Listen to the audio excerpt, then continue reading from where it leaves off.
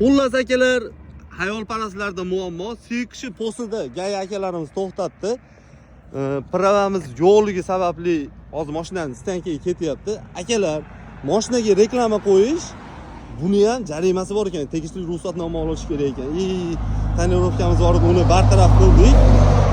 Xudo xolasa mashinamizni stankaga bugun olib borib qo'yamiz. Gay akamiz tushuntirdi, hamma ma'lumotlarni berdi. Rahmat bularga ham sog'liqda xizmat olib borishyapti. Xo'p. Bir kun endi xudo xolasa kapotini oching, qani unday kapot.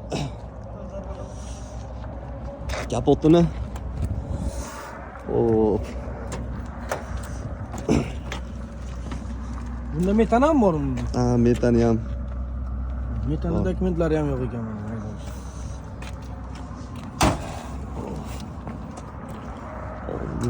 Oldayni ochib. Nima bor? Oldida benzin bor. İlk kelgan bo'ldi, shu benzin bor, xolos. Ochgin.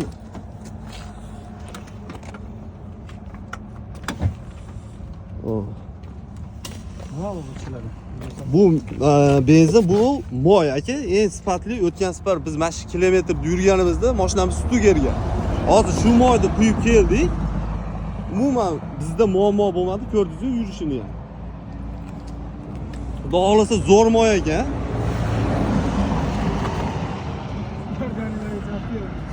Vatan belgilangan tartibda ma'muriy bayonni rasmiylashtirib, avtomashinangiz vaqtinchalik ushlab turish joyiga yangi jarima maydoniga qo'yiladi. Gay akamizga ham rahmat, juda ko'p narsalarni o'zini vaqtida bartaraf qilganimiz uchun juda ko'p narushinyalarimiz yozmadi. Xudo xolasa biz tushundik, tushuntirish ishlari olib bordi.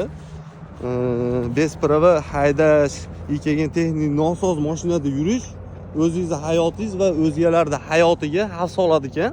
Uni bilardik, yana bir qator tushuntirishlar olib bordi. Nima deymiz endi?